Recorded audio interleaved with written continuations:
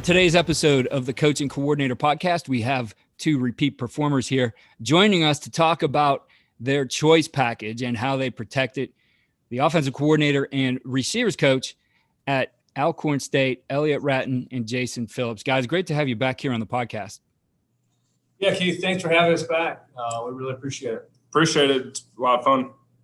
Well, let's go over the overview of this package first. And you guys, this is something that's a big part of your game planning. It does tie into your RPO package, which we've talked about your RPO system here on the podcast before, and we'll link that in the show notes. But how does this fit for you, and where does it fit for you in your offense? You know, I think the big thing for us and how it fits in our offense is, you know, obviously the RPO is great for when we're trying to handle one side and the seventh defender, like we talked about before, is getting into it. And for us, when we start running the ball effectively, you know, people are going to start getting 8 guys in the box. And at that point, that's for us when we need to start pushing the ball vertical down the field. So, you know, we have some things of when we want to call our inside and outside choice based on where the number 7 defender is. So that helps us. And, you know, hey, this is becoming less effective. We need to push the ball down the field. And Coach Phillips is the one in the box, actually, and I'll let him get into it. But, you know, I'm watching the line. I called on the field, and he's the one that, hey, we need to start throwing some choice here. This is what's happening. And he's kind of got the eyes on game day for that part of it. Yeah, I think a big thing too, it really does, it's hard to just kind of get outside of it, but it really does tie in with the RPO. You know, I think one of the bigger questions, since we did the first podcast with you and it kind of got out there a little bit, one of the bigger questions is when these guys start moving post-snap, now what? Like you called your routes or whatever for the RPO, now you're getting some people, you know, messing with you or movement or things like that. And this is just kind of the next step to it as well. We're still same philosophy in that we're trying to, you know, not necessarily have the greatest play, but have the right play at the right time.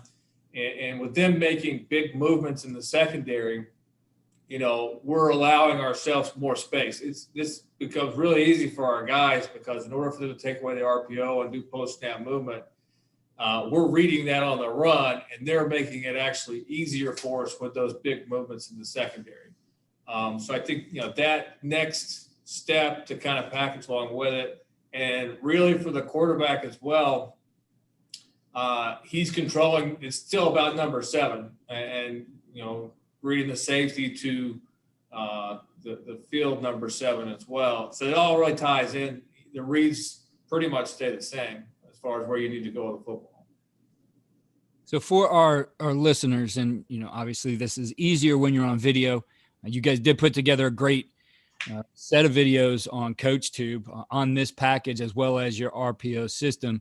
But give us the overview of what the deep choice package looks like. And I know you guys do install it out of 2x2, 3x1, and 2x1 formations, but let's just start with a basic 2x2.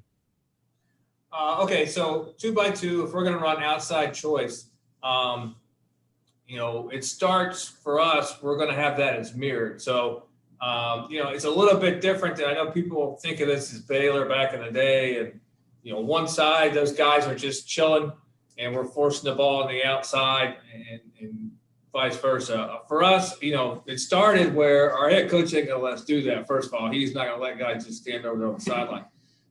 So we've evolved it a lot of, you know, where he wants to take the direction. So it's going to look a lot like just your normal 4 verticals. The big thing that we're going to talk about, you know, more so than the actual route is how we go about protecting that route. So the number 2 guy, number 2 receiver, his route, we call it a Barry route, B-U-R-Y. And he's responsible for keeping it one-on-one on the outside. So that's to me, putting this in, that Barry route is the toughest route, and that he's really got to bury that safety. I mean, that's the name of the route. So he's going to track his inside number the entire way, and he's looking to keep that inside number inside of him up to 10 to 12 yards. And if he's accomplished that, cross his face and bury the guy. Okay, so along with that, he's got still has that overhang outside linebacker, will linebacker, whoever's trying to expand and carry us, wall us, and push through us up underneath one. So he's really got to have a feel for that guy as well. So that's, to me, the most challenging route is the number 2, the barrier route, in that he's got to have eyes on one person and, knowledge enough and feel enough of that overhang guy where he's trying to collect 2 dudes. Mm-hmm.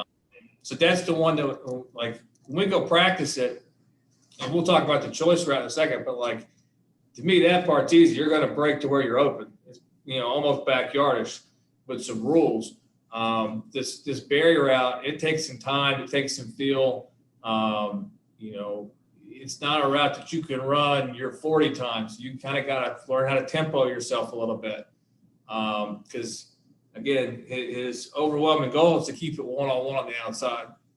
And I think, with that comes the adjustment for his route, in that if he feels that overhang, either cross his face immediately or leave right away, he's got to be prepared to throttle before he gets to safety, show eyes who should get the football. Right. And then if that, I'm keeping my eyes on that safety at my aiming point. If that aiming point crosses my face, now I become the one-on-one in the seam. So I need to now go from that tempo release to now I need to accelerate and hit my 40 time and get going vertical. The ball should be coming to me, in the seam. So there's really a lot more coaching and feel that goes into that barrier route than there is, to me anyways, on the outside.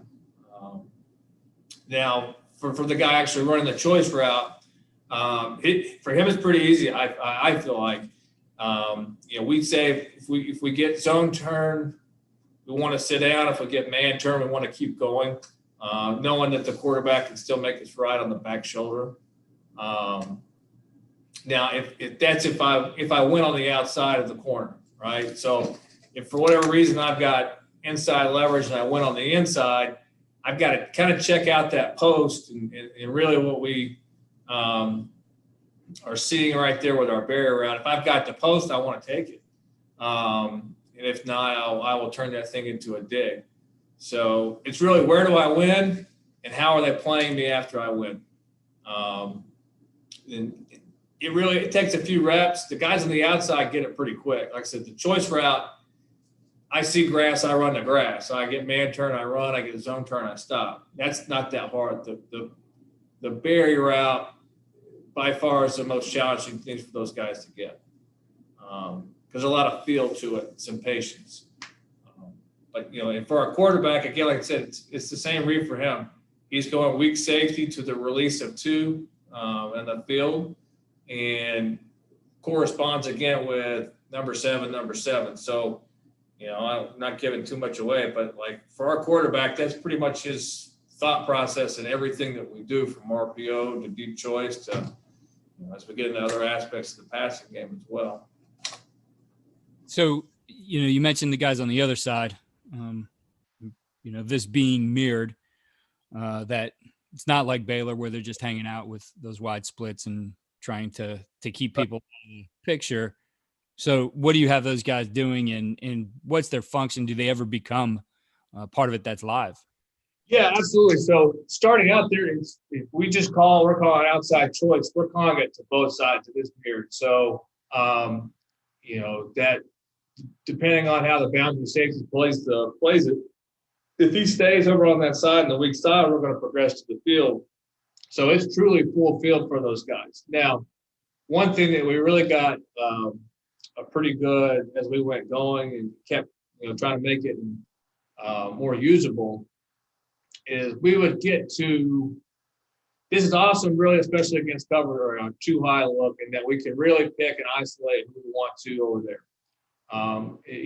Certain types of, obviously man free, it's going to be pretty good. Certain types of cover 3, pretty good. But we packaged it now with, let's just say, curl flat in the boundary. And I think we all agree that if we throw curl flat away from rotation, it's going to be a pretty good concept. So we ended up getting it to a point where the read stayed the same. So we're always throwing that curl flat if the weak safety works to the field away from rotation. But as long as he stays in the boundary, stays put over there, now I've got a pretty good picture of getting an isolation to the field, whether it be with the inside or the outside choice. But, day one starting out, we're going to have it mirrored. So, looking at, I mean, it's easy to draw all these things up, right? And we've been through this whole virtual clinic season where we get all these things and everybody has the knowledge, but, whether, and a lot of this does remind me of 4 verticals and some of the things we'd have to look at and teach.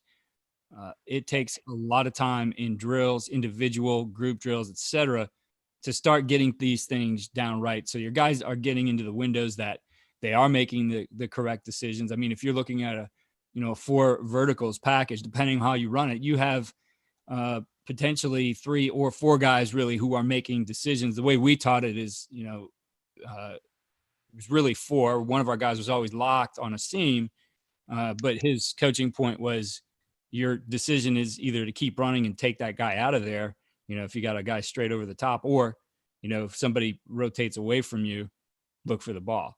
So Right. even him, he still had a decision. He didn't have a route adjustment, but he had a decision to make. So with all the decision-making process, the things you need to see, what does that installation look like from the beginning so that you're able to start to get this down and get everybody on the same page?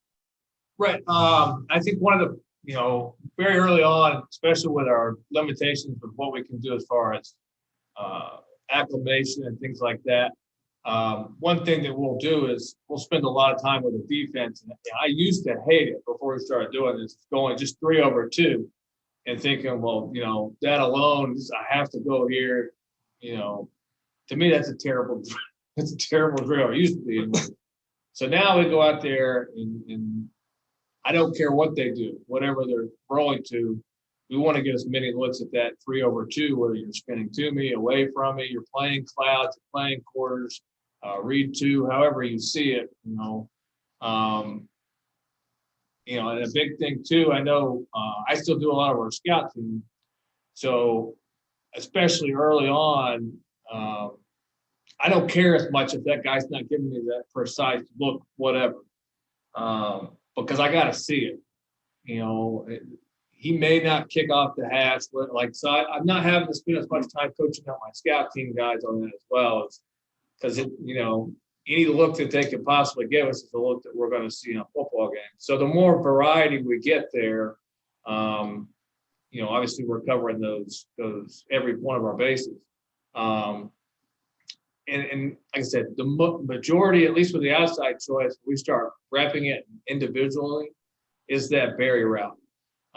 It's no different than your avoid drills that you do as a receivers coach, working through traffic. Now, instead of avoiding contact at second level and working off the safety, you're creating contact. You're trying to capture people. So it's a little bit goes against the 2 drills, but it's really the same way that we would go about from avoiding contact to creating contact for that barrier route. I think one thing from scripting it too, that's extremely this is going to be on the script about every day. We just finished going through the spring ball plan, and it's going to be on there every day. And we're going to see plenty of defense from our guys this spring. We've had plenty of time for them to sit, and you almost welcome it because they're going to get through all the different scenarios. But we're not trying to advance through this long install. No different than the RPO called and talk where you come out in a different look. We have to make the adjustment, but we don't need new plays. So our guys we just keep it's going to be on there every single day that we throw Skelly, and in team, we're going to throw that against them just from the standpoint of we know they're going to be advancing through theirs and they got to get their different looks and they're going to get a million different ways. And we get to keep throwing it. Those guys get to keep seeing the different looks, and, it helps us. It's just, instead of new teaching, it's okay. We got to finally see this full speed look, if that makes sense. Yeah, definitely. From a practice perspective, are you guys routes on air? Is that something you do, or do you put keys out there for your guys when you do that kind of stuff? Yeah, we'll have to have a key. Even if it's me, or if it's our quarterback's coach, the last receiver in line, even in pat and go. So even when we're in pat and go, I'm giving them a man turn or zone turn. I'm giving them leverage keys. So that way they know, hey, we're not just throwing the ball vertical and cutting the ball off. We're still implementing those fundamentals, but we always do it with a picture. And that's, to me, kind of what Coach Wratten said too, is this isn't really a concept that I can get in a meeting room and draw it all up on the board and say, all right, guys, let's go, let's rock it. Is, we'll give them that first day on the board install, but this is something you've got to walk through, rep, and just show as many pictures as you can with those guys physically doing it.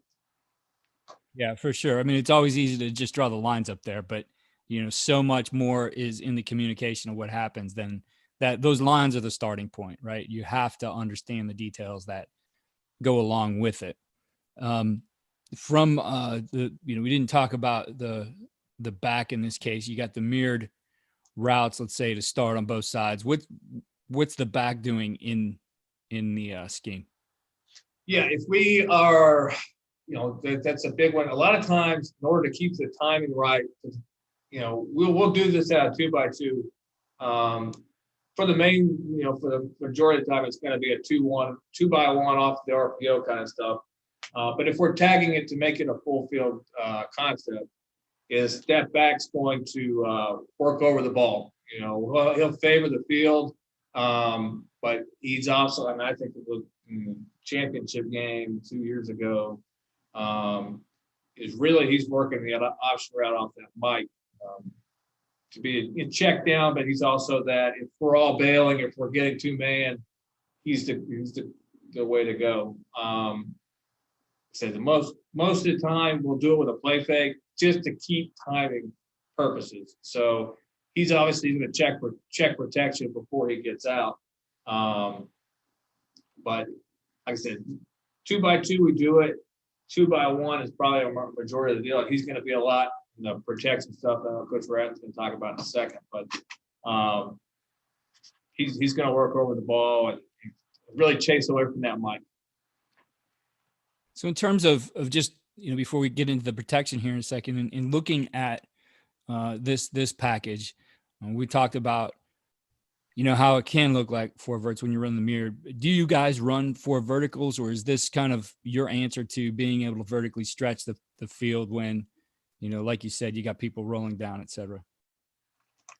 Yeah, we don't run 4 verts. This is it. And like I said, for us too, it's so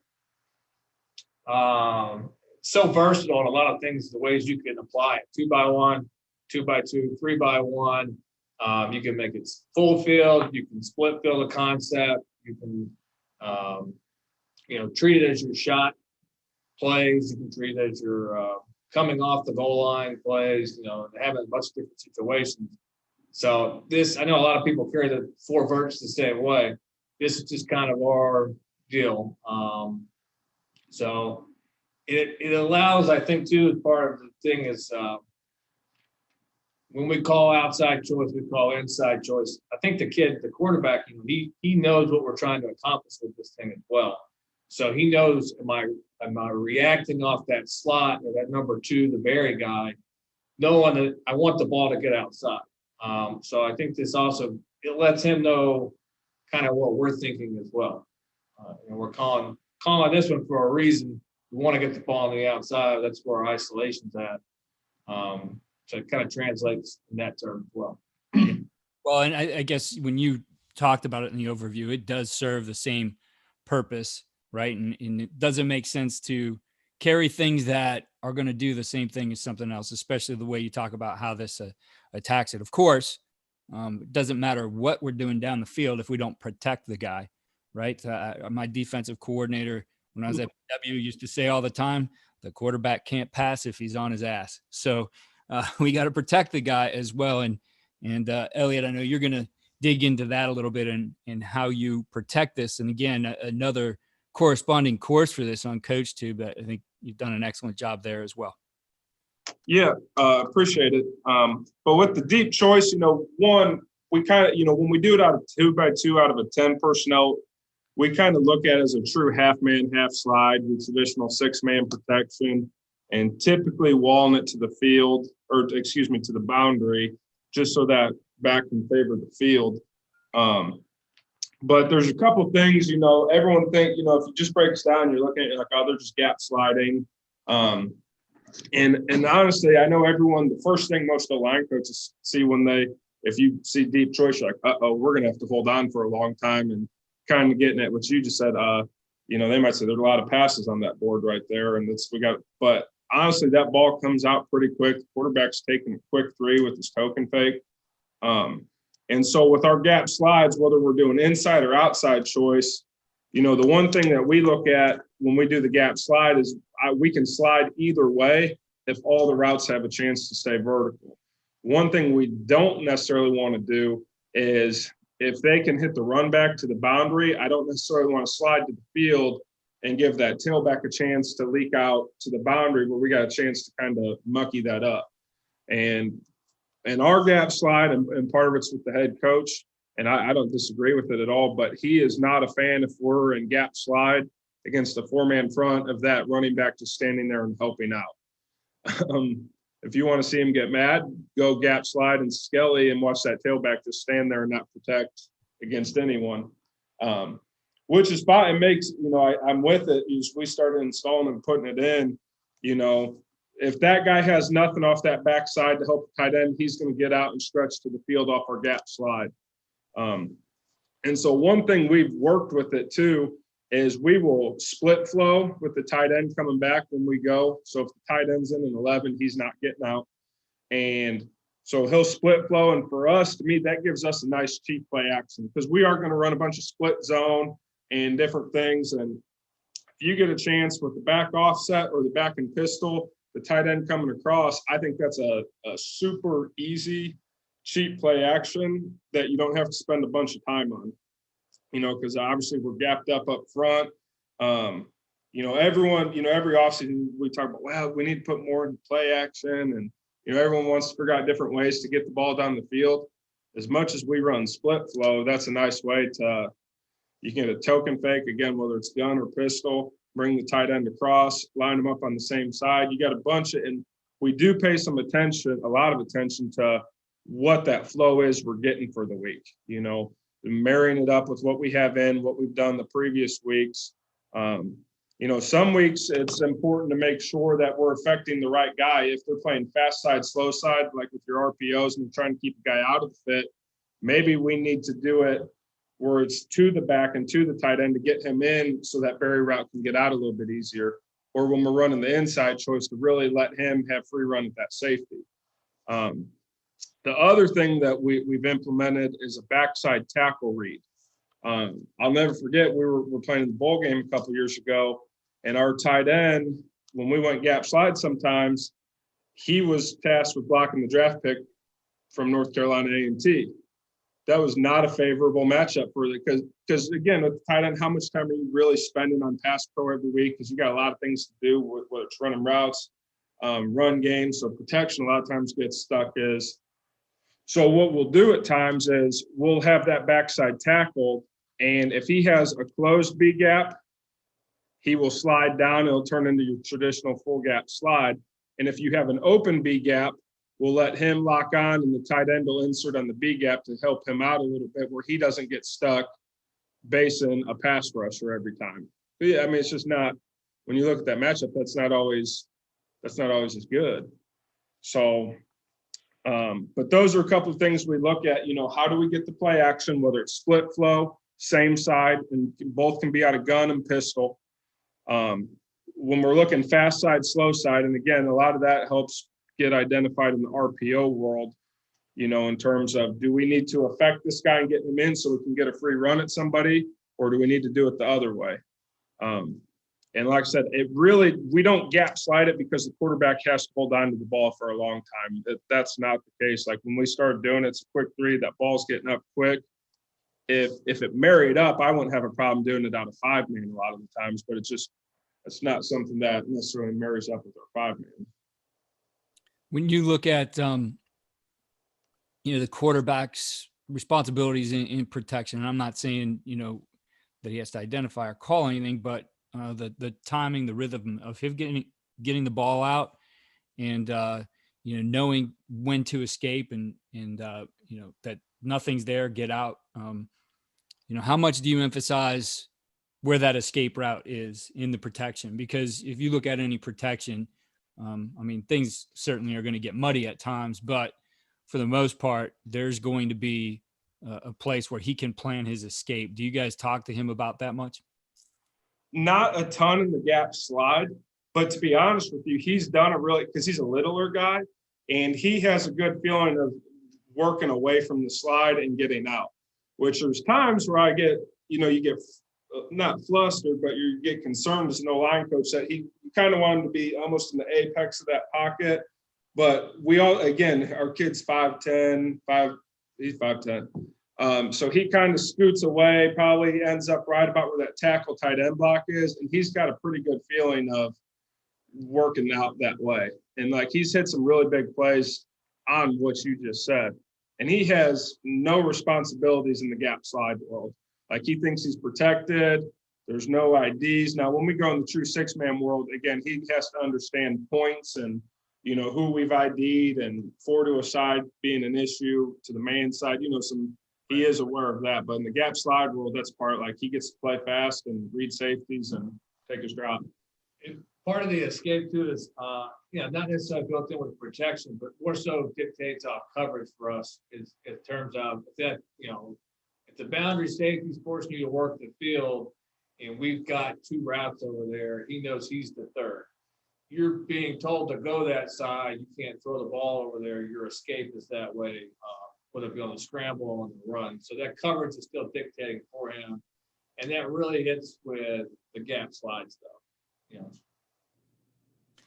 When we talked then about the versatility of this, we talked about 2x2 is the, basic way to start looking at this. You do it out of 3x1, 2x1 formations, obviously multiple different types of formations. What kind of adjustments do you make as you get into, the 3x1 or even 2x1? It's really, we'll start 2x1 because I'd say it's probably our base way of doing it is, as far as adjustments, we know we kind of treat that single receiver route just a little bit different. And it actually has its own name. So, and it's just to know that we don't have anything buried or protected side of you. So the quarterback really knows if the boundary safety staying to him or that weak safety staying to that guy's side. He's not much. He can still remain a possibility in very, very, very specific looks, but it's time for him to progress through. I think the big thing that we find is how are they trying to take away the RPO? Is it with just 7, or are we doing something with number 7, a particular side? We play those guys that are, by God, you're not running it. We're going to put 8 dudes in here. We're hugging this box. Now, and I think that's kind of more so when we get to the outside where, all right, you're going to pack everybody in. You're leaving a lot of room on the outside for our guys, and we're going to give them the ability to go whichever way they want. So really 2x1, the big difference is only one side's going to have that barrier out. It's really actually probably pretty easy for the quarterback. He would say that's, I can eliminate a side almost with the ball still in the pocket of the play fake, and knowing where that boundary safety, that weak side safety is going to work. So we can almost eliminate that side right away. Now it gives him a chance to adjust to that barrier route if need be. And we're talking about the ball comes out pretty quick. He knows I'm going to throw my choice route on one hitch. So the timing is, I'm going to find that weak side safety with the ball in the pocket. No different than you would in the RPO. And then progress and seeing, what's happening with the release of number 2 in my drop. So I may have to stick it and get ready to throw that, however he's reacting to what we're seeing there on the barrier route, and having the hitch, the ability to, on the hitch, one hitch we're throwing. If it takes more than that, Now we're talking about that leads me to escape the pocket and get going that way. Like I said, 2x1 is probably the easiest one for the quarterback. I'd say we call it the most just because it really does lend itself so much so with the RPO. So looking then at the 3x1 or just, I guess the question that came up for me as I was listening to you talk is, again, saying that this is married, especially in game plan, to the RPO and where they're going to stop. I'm imagining that any kind of formation that you're going to use RPOs in, you're going to practice your choice stuff that week with it as well. Right, absolutely, because they'll go hand in hand. Now, it may not necessarily be we have outside choice from trips. It may be that we have the inside choice from trips. Whatever, like I said, whatever way we're seeing that they're trying to take away. But for us, it's going to be the same situation where that kind of like 4 verts where you're going to send 3 back. He's still responsible for that backside safety. Now, I'm sure the defensive coordinators out there in the world have 1,000 ways they're going to try to handle 3 vertical and trips. So we're going to handle it kind of the same way where we're going to bury the safety that's first inside of number 3. Okay. So if you're getting that quarters look or they're trying to play quarters between 2 and 3 and man up, number 1, we're actually going to bury and be responsible for that first safety inside of 3. So it may not even we're not going to waste him on the backside just to waste him. So we can still control him on that front side safety as well. Now, if he's wanting to push through and they're trying to relate the backside safety to us, or if they're playing even, getting some 2 Tampa right there, that's really the only time that number 3 route would become an option would be really 2 Tampa, where the backside safety's kicking off the hash. He's our first read. He's telling us, hey, we got the possibility of 3 down the chute right here. But his route, it's not going to adjust as much. Who he's running it off of will be dictated a lot of times what coverage that we're seeing. But as far as for the quarterback, he's really going to end up focusing away from the weak side safety to the release of number 2 and pushing to my choice to the field. That number 3, it's very specific looks and tells where he can get the ball. So he can really just, head down and work through coverage as best as he needs to, trying to pick off, whether it be Mike and backside safety, could be front side safety and whoever's carrying me in the wall. So he's got some flexibility right there to really, make this thing work. So in how you're talking about this, a lot of you watch the 4 vertical did it all the time. That first, somebody's getting across to that opposite hash. You guys aren't attacking that. He's going to stay on that same hash essentially, or same side, and not get across the field. As long as the safety on his side is staying inside of him. So if he's quarters responsible for him, and that's one of the first things we'll talk about really at any trips is, if I line up as number 3, who's responsible for me? If I run to this goalpost right now, who's going to carry me vertical? So that's a big tell for those guys is figuring out, is it quarters on my side? I'm still trying to play 4 over 3 and box it. To trips, to keep maybe a cloud on the backside or something along that nature. He will work to that backside hash if that front side safety is outside of him by alignment, or if post snap he pushes wide. Now, the first safety or first guy inside of me that I can bury, it could be a Tampa 2 Mike. Now I'm going to start working that way. So he's going to have the first safety or high post player inside of him. So that's going to change. Like I said, it can change look to look. So there is times where he will attack backside hash. There's times where he's going to stay on the front side and it'll look like 2 digs with a vertical on the outside almost.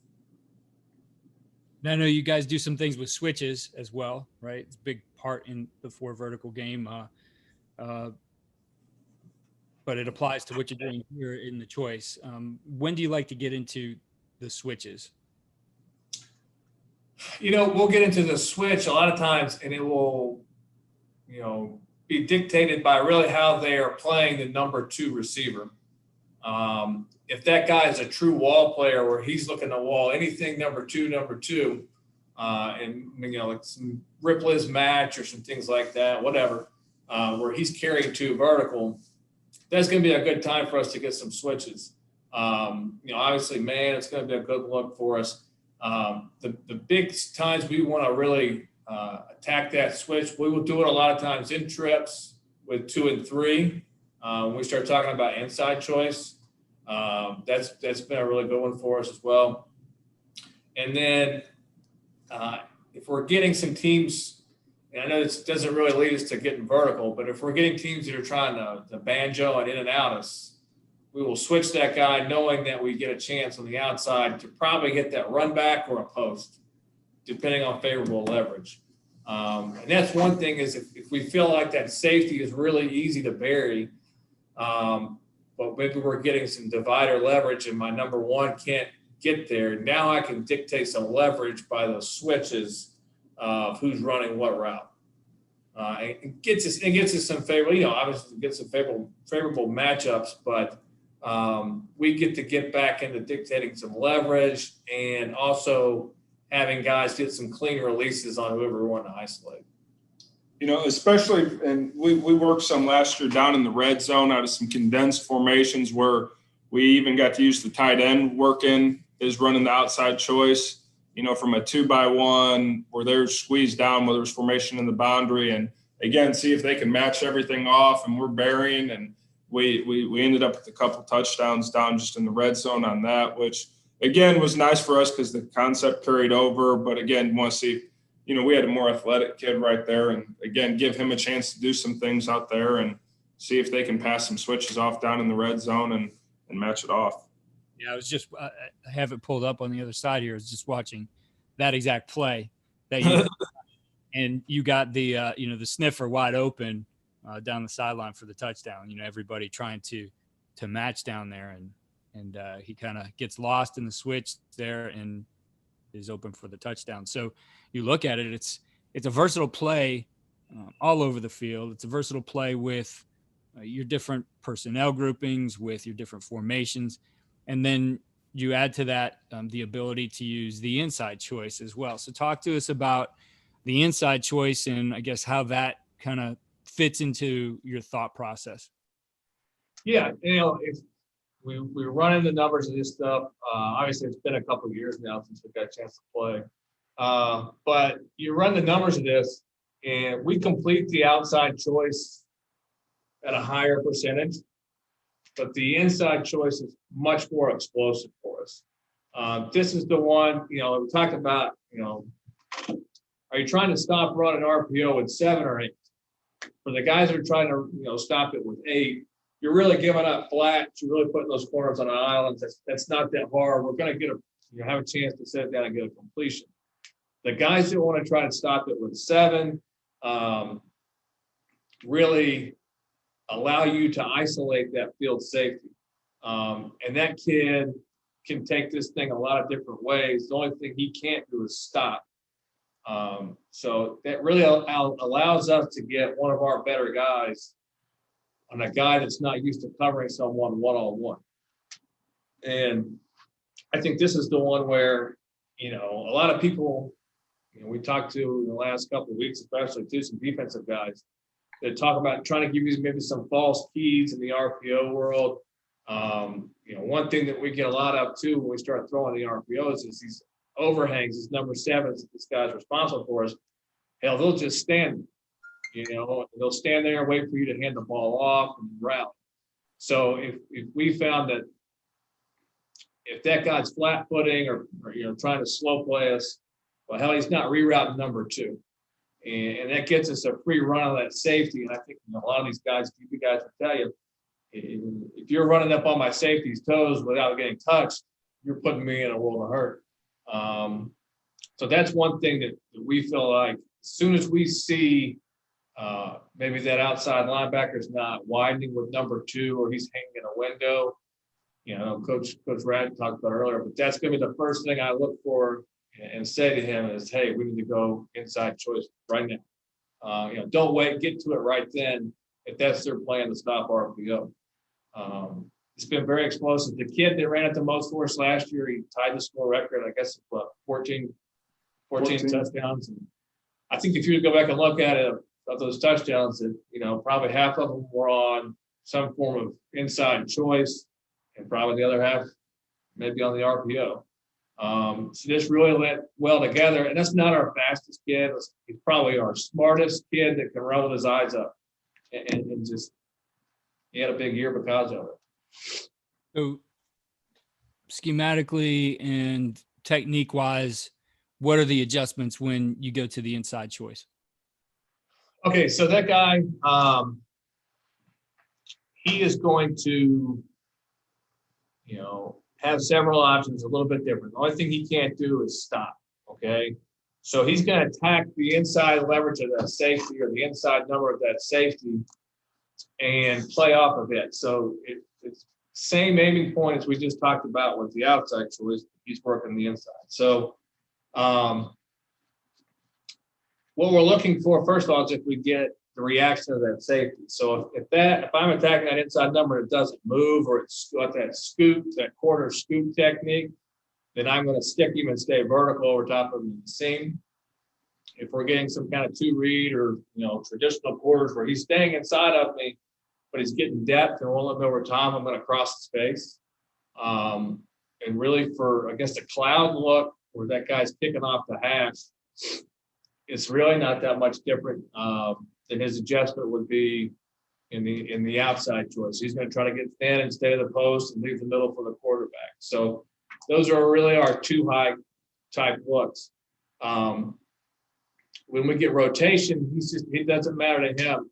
It's my safety that I'm working off of coming to me or away from it. If he is, we'll stay in that seam. I guess the only other one we've got is if we get to where we know man pre-snap. For us, a lot of times if the field safety's in the post at 20 yards deep, it's man. So if we see that pre-snap, I'm going to take it to slot fade, the big box fade. So again, he's just really got to know that same safety that he's been working off of. Where is he going? And what grass is he giving me? So it's not going to really, he's our focus. And the quarterback's world, it doesn't change. Still weak safety to release of number 2. So as soon as that guy, we're trying to call where he's getting the free run on that safety. So, but as soon as he gets rerouted, anything that's going to be outside of that guy, whoever's outside of the choice route, he's going to have a flat route for us. Now we've got a couple tags where that could be just a 5-yard hitch. It could be a comeback. It could be a 5 and in route. It really depends on how you're defending my flats as well. So that combination will go there. Now, for us, this is not a full, we'll never full field this. It'll never be mirrored. So we've always got to have a tag away from it. And really that tag's job is to isolate that backside safety and keep him away from our inside choice. We really want to make sure we can get this guy one-on-one with that safety without a reroute. So a lot of times we'll put, especially in 2-by-1, we'll put a double move or a combination away from that choice route that we can read away from that safety. So that way we know, hey, you may be rotating, you may be going 3-week cloud or something like that, but we've got the isolation and the matchups that we want to the field. Like I said, that's really been our most explosive one because we're staying vertical. We want to catch that ball on the move however we can. When you throw in really the double move and the tag with it away from it, you got a chance to get this thing being, explosive play for you. When you look at this package overall, because as you put it together, and I've seen you guys construct this on CoachTube, putting all these things in here. How important is it for an RPO team to have something packaged with their RPO that gives you that next answer? Because I've seen so many teams essentially become RPO teams, but then you look and they're not really ever attacking down the field. And therefore, you're only really attacking 2 levels of the defense, which allows them to start to cheat things. So, your recommendation to coaches out there who, want to go all in on RPO, and you guys have a great system for that I highly recommend, and we'll link in the show notes as well. But how important is that for RPO teams to understand that you need to think about the next phase of your attack? I think it's extremely important just from the standpoint of, if you want, the whole reason we RPO is so we can run the ball successfully. And the whole reason our RPOs can be done well is because we run the ball first and we can run it successfully. And I think the vertical package allows us to threaten the whole field. Like you said, if you're only working 2 levels of the defense, they can do some things to pack it down in there and make it where it's hard to RPO. And if you can't push the ball vertical down the field and make them respect that, I think, it's nothing, I don't think, for anyone to come out and play bare man free and really try and press you up and do some things to say, hey, you're not going to RPO us. You got to throw the ball down the field. Prove to me that you can do it. So there's a couple things you can do. If you want to if someone's going to come out and play you in a bunch of 1 high and man free, you can run the quarterback to try and equate numbers, or you can push the ball vertical down the field and keep those defenses back on their heels where they got to play it too high or start rotating where you can still RPO. And to me, we have a lot of different ways where we can isolate people on the football field and read them and make guys think. So if it's RPO, we're reading a fitter. If we're running the deep choice, we're reading a corner, we're reading a safety, and we're getting a lot of one-on-one matchups and a chance for our kids to go make, you get the one-on-one instead of getting 2-on-1 situations where we're not at the advantage. I really feel like, if you're not having some form of play action off of your RPO, you're missing out on the whole thing, man. Mm-hmm. So I know in each of our packages that we have RPO wise, there's something to protect that. Okay. Whether it be the double move off of your RPO route, and whether it be having bootleg off of if you're running zone read with the bubble, you need to have something bootleg, cross, something to go along with that to protect that and take advantage of it, how someone's trying to flatten down and play you. So to me, it's, you got to have it. So for us, deep choice, it marries in so well that it's a response. We feel like deep choice, especially in 2x1 and how we're running with the RPO, it's just another extension of RPO. This is where we go when you are trying to take away RPO. To try to ultimately get you back, like Coach Wratten said, 6-on-6 in the box, so we can run split zone 6-on-6. This is our way of protecting all of that and getting it back down. You guys have done an excellent job in putting this together, and I'm sure coaches out there who have purchased this really appreciate the detail and that you guys are sharing this on CoachTube. Again, I'll put the links in the show notes, and I know you guys are active on Twitter as well. So if you would share your Twitter handles for us. I'm just at Coach Wratten. Mine is at Alcorn_Coach JP. I got a good long one. And it's all caps as well. Well, it's, as always, great to catch up with you guys again and have you back here on the podcast. And, I know it's been a crazy year and you guys are itching to get back out on the field. So I hope, you're productive in the time you have till that happens. And I'm sure we'll talk again soon. Yes, sir. Yes, sir. Thank you for having us. Yeah, we really appreciate everything you've done and helping us out and getting some message out and do for everybody. So it's always great being with you. Thank you again for listening to the Coaching Coordinator Podcast. Please, if you are enjoying the podcast, head over to iTunes or Spotify and click 5-star for rate. If you have a minute, write a review. It really helps the podcast. Check out our new home for the Coaching Coordinator Podcast. That's at coachandcoordinator.com. And follow me on Twitter at Coach K. Grabowski.